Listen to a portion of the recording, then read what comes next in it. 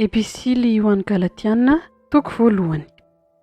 Paoly apôstôly tsy avy tamin'ny olona na tamin'ny alalan'ny olona, fa tamin'ny alalan'i Jesosy Kristy sy Andriamanitra iray izay nanangana azy tamin'ny maty, mba amin'ny rahalay rehetra izay ato amiko, mamanga ny fiangonana aty Galasia. Ho aminareo anie ny fahasoavana sy ny fiadanana fa amin'ny Andriamanitra iray sy Jesosy Kristy Tompontsika, izay nanolotra ny tenany noho ny fahotantsika, hanafahany antsika amin'izao miarabelona ratsy fanahy izao, araka ny sitrapon'Andriamanitra raintsika, ho azy anie ny voninahitra mandrakizay. Amen.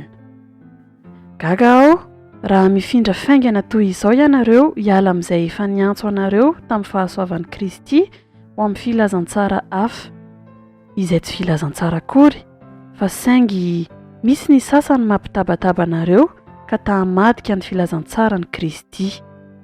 Fa na izahay na anjely avy any an-danitra aza no mitory filazantsara hafa aminareo afa-tsy izay efa notorianay taminareo, aoka ho voaozina izy. Araka ny voalazanay fahiny no lazaiko indray ankehitriny. Raha misy olona mitory filazantsara hafa aminareo afa-tsy izay efa niraisinareo, aoka ho voaozina izy. Ary ankehitriny, olona va no ilako fity sa Andriamanitra? Sa mila sitraka amin'ny olona aho? Raha mbola mila sitraka amin'ny olona aho dia tsy mpanompon'i Kristy.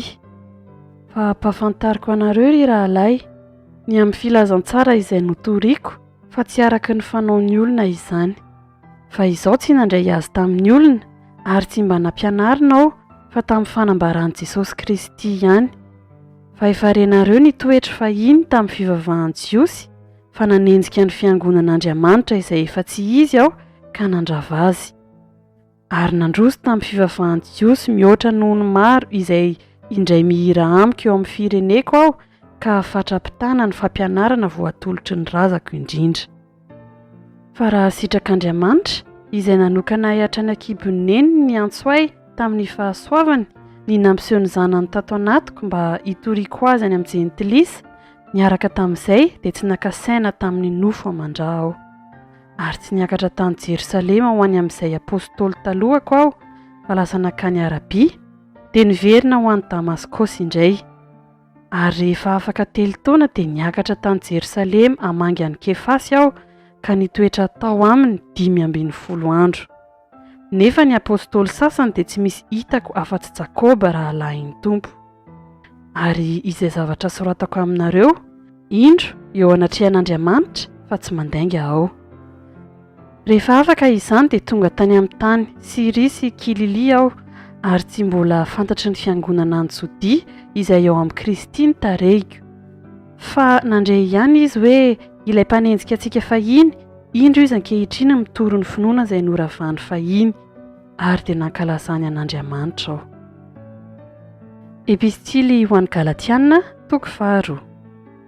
Ary noho ny afaka 410 taona dia niakatra tany Jerosalema indray izaho sy Barnabasy, ary Titosy dia nentiko niaraka tamiko koa. Ary niakatra araka ny fanambarana aho ka nambarako tamin'ny filazantsara izay toriako any amin'ny jentilisa, nefa nangingina ihany tamin'izay manandaza, fandrao miazakazaka foana aho na efa niazakazaka foana.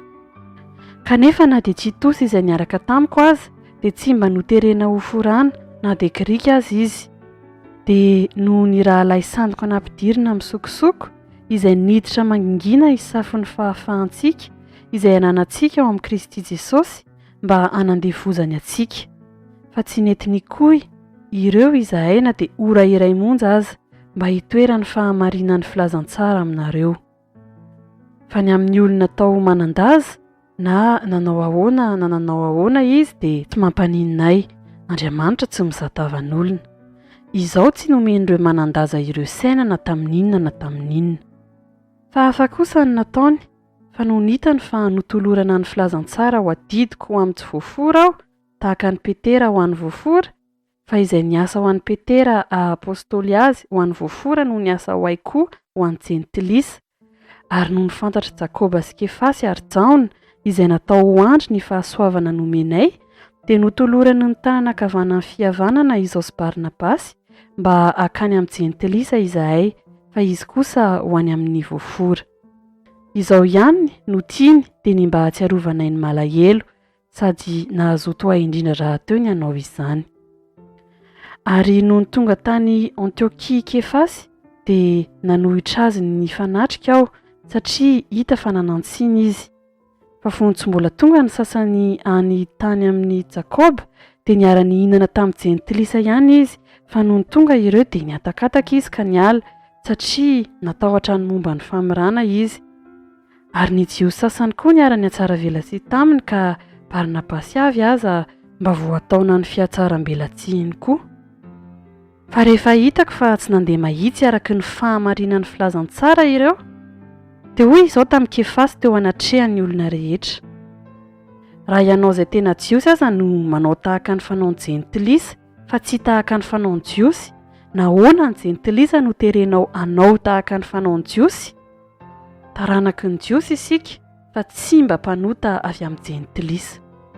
Nefa noho ny fantatsika fa tsy hamarinina amin'ny asan'ny lalàna ny olona fa amin'ny finoanan'i Jesosy Kristy, dia nino an'i Kristy Jesosy koa isika mba ho hamarinina amin'ny finoanan'i Kristy fa tsy amin'ny asan'ny lalàna, satria tsy misy nofo ho hamarinina amin'ny asan'ny lalàna.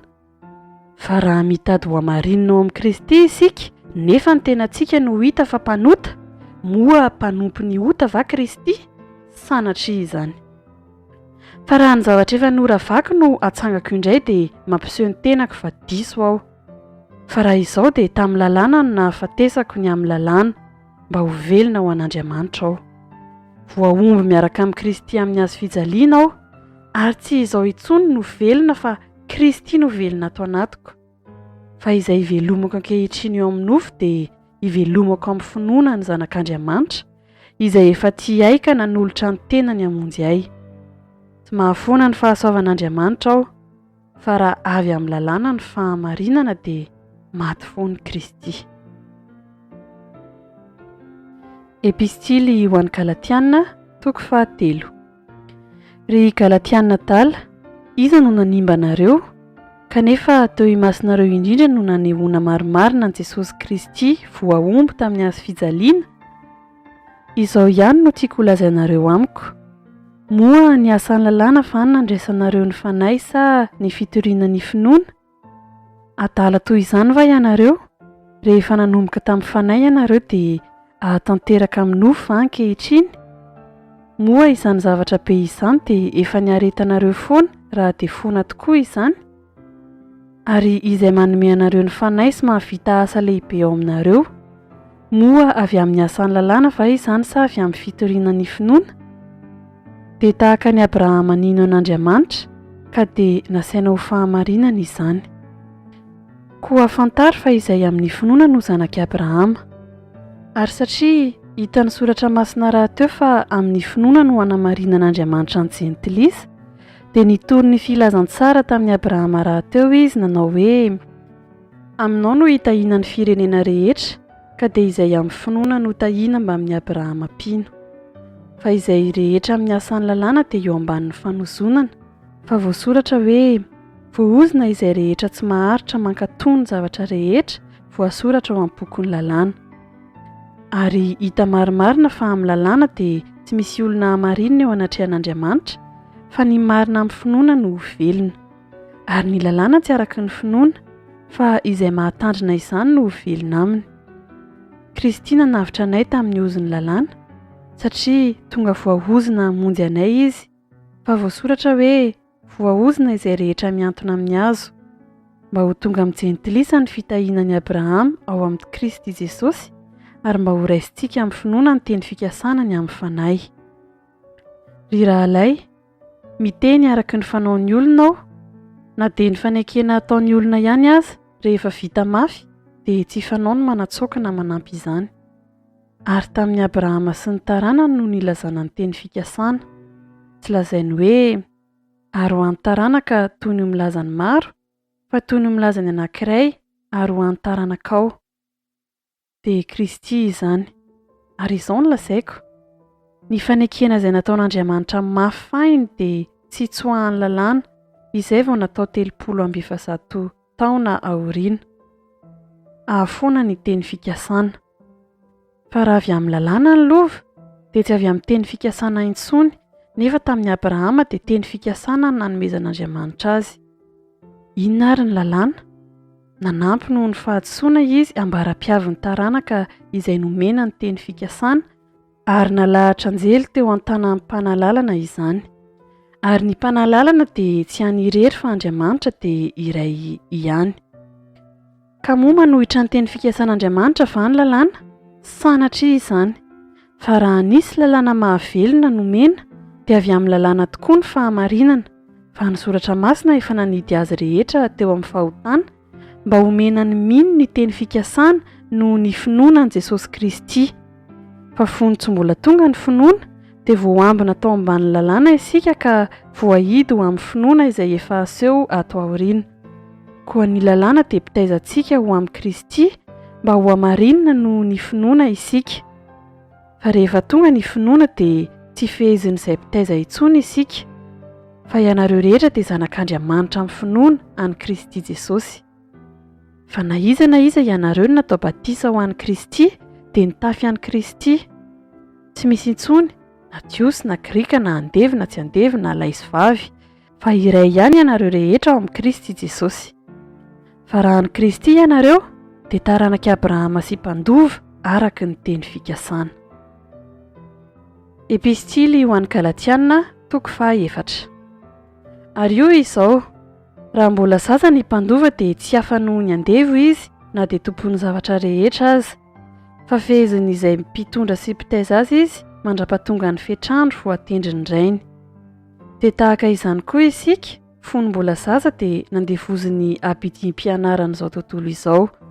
Fa rehefa tonga ny fotoan'andro dia niran'Andriamanitra ny zanany, nateraky ny vehivavy, nateraka tao ambanin'ny lalàna, anavotany izay ambanin'ny lalàna mba handraisantsika ny fananganana anaka. Ary satria zanaka ianareo dia nirahan'Andriamanitra ao atam-pontsika ny fanahin'ny zanany, miantso hoe Aba, ray eo. Ka dia tsy mpanompo intsony ianao, fa zanaka, ary raha zanaka dia mpandova koa no ny ataon'Andriamanitra. Kanefa tamin'izany, fony mbola tsy nahalala an'Andriamanitra ianareo dia nanompo izay Andriamanitra izy. Fa ankehitriny, rehefa mahalala an'Andriamanitra ianareo nefa tsy izany, fa izy no mahalala anareo, nahoana ianareo no dia miverina indray ho amin'ny ampidim-pianarana malemy sady tsy misy na inona na inona nefa tianareo ho tompoana indray? Andro sy volana sy fotoana ary taona no tandremanareo fatratra. Matahotra ny aminareo aho, fa andao dia nisasatra foana taminareo. Ry rahalahy, mangataka aminareo aho, aoka ho tonga tahaka ahy ianareo, fa izao kosa mba efa tonga tahaka anareo. Tsy naninonay akory ianareo, nefa fantatrareo fa noho ny fahalemen'ny nofo no nitoriako ny filazantsara taminareo tamin'ilay voalohany. Ary ny teo amin'ny nofoko izay tonga fankapanay anareo dia tsy mba no hamavoinareo na no lavinareo, fa nandray ahy tahaka ny mandray anjelin'Andriamanitra ianareo, eny dia tahaka ny Kristy Jesosy aza. Aiza ary ilay nataonareo ho fahasambarana, fa vavolombelonareo aho, fa raha azo atao na dia ny masinareo aza dia ho nesorinareo ka nomenareo ahy. Koa efa tonga fahavalonareo va aho satria milaza ny marina aminareo? Mazoto mila fity aminareo izy ireo nefa tsy araky ny mety, fa izy ta hanidy anareo any ivelany mba hampazoto anareo ila fity aminy kosa. Fa tsara raha ila ampity amin'ny tsara mandrakariva, na dia sendra tsy eo aminareo aza. Anaka, izay aharariako indray amin'ny fiterahana mandra-paharin'i Kristy ao anatinareo. Engane ka ho tonga eo aminareo ankehitriny ka hanova ny feoko, fa misalasala ao ny aminareo. Milaza amiko ianareo izay teo ambany lalàna. Tsy renareo va ny lalàna? Fa voasoratra hoe Abrahama nanana zanaka roa lahy, ny anankiray tamin'ny andevy-vavy ary ny anankiray tamin'ny tsy andevo. Kanefa ilay tamin'ny andevy-vavy dia nateraka araky ny nofo, fa ilay tamin'ny tsy andevo kosa dia nateraka tamin'ny teny fikasana. Ary izany dia azo atao fanoharana, fa izy roa vavy ireo dia fanekena roa, ny anankiray avy tamin'ny tendrombohitra Sinay ka miteraka ho amin'ny fahandevozana dia Agara izany. Ary ny hoe Agara dia ny tendrombohitra Sinay any Arabia ka mifamaly amin'ny Jerosalema ankehitriny, fa andevo izy mba amin'ny zanany. Fa Jerosalema any ambony kosa izay rentsika dia tsy mba andevo, fa voasoratra hoe mifalia raha momba izay tsy miteraka, miantsoa sy minanana nahy ianao izay tsy mbola mety jaza, fa ny zanaky ny mpitondra tena dia maro noho ny any manambady. Fa isika ry rahalay dia zanaky ny teny fikasana tahaka ny Isaka, kanefa tahaka ny tamin'izany andro izany ilay teraka araky ny nofo dia nanenjika ilay araky ny fanay, dia tahaka izany koa ankehitriny. Nefa ahoana no lazain'ny soratra masina? Roay io andevy-vavy io sy ny zanan'lahy, fa ny zanaky ny andevy tsy iray lova amin'ny zanaky ny tsy andevo. Ary amin'izany ry rahalay, tsy zanaka andevy-vavy isika fa zanaky ny tsy andevo. Episily ho an'ny Galatiana, toko 5. Ho amin'ny fahafahana no nanafahan'i Kristy antsika, ka tomoera tsara fa aza mety ho azon'ny zioga fanandevozana intsony. Indro, izao Paoly milaza aminareo fa raha mety ho forana ianareo dia tsy ahasoanareo na dia kely akory aza Kristy. Ary lazaiko marina indray amin'ny olona manaiky ho forana rehetra, fa pitrosa tsy maintsy mankatony lalàna rehetra izy. Dia tafasaraka amin'ny Kristy ianareo na iza izay mitady ho amarinina amin'ny lalàna.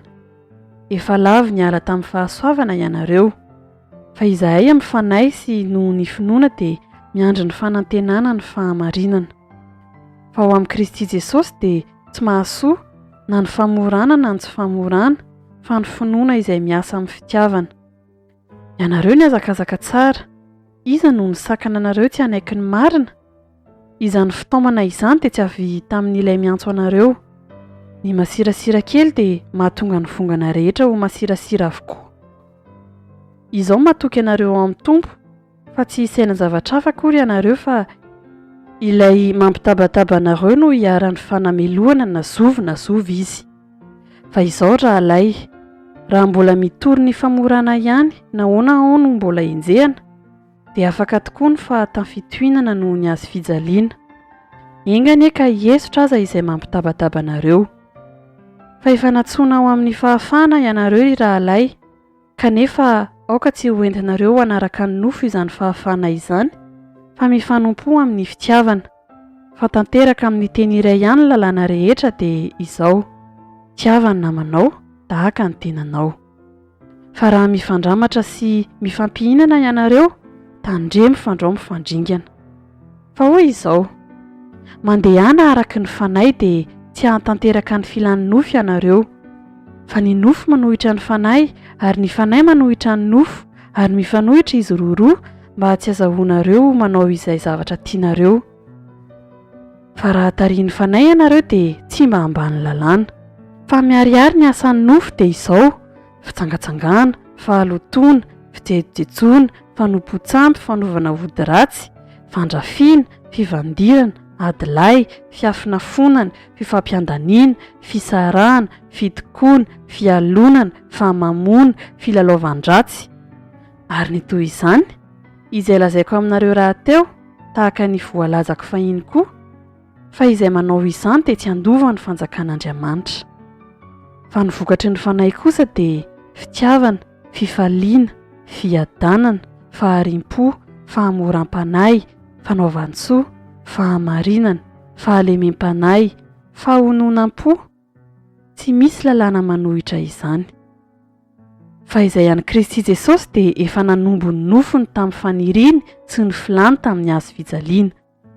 Raha velon'ny fanay isika dia aoka andeha araky ny fanay. Aoka isika tsy handrany tena foana ka ifampiaika sy ifampialona. Episily ho an'ny Galatiana, toko 1. Ry rahalay, raha misy olona azon'ny hotatsinay aza, dia atsanganinareo izay manana ny fanay amin'ny fahamorana izy, ka mievera ny tenanao, fandao ianao koa mba halaim-panay ihany. Mifampitondra azy mavesatra, ary aoka izany no hanatanterahanareo ny lalàn'i Kristy.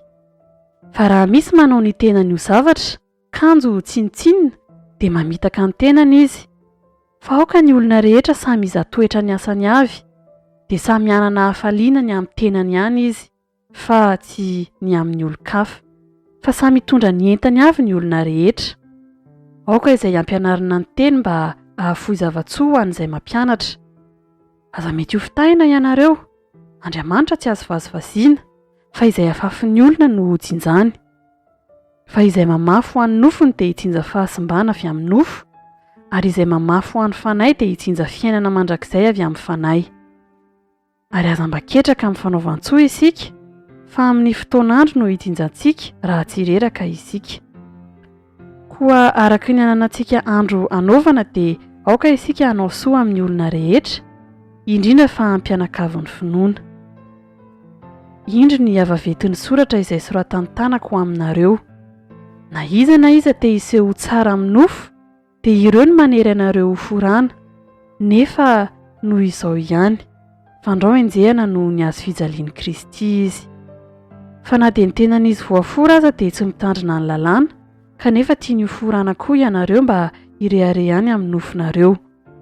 Fa sanatria raha mba misy ataoko rehare afa-tsy ny azo fijalian'i Jesosy Kristy Tompontsika, izay nahavoaomby izao tontolo izao tamin'ny azo fijaliana, raha ny amiko ary izao kosa raha amin'ny amin'izao tontolo izao.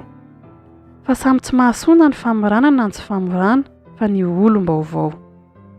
Ary izay rehetra mandeha araka ity fitsipika ity dia ho aminy anie ny fiadanana sy ny famindrapo, ary ho amin'ny Israelin'Andriamanitra.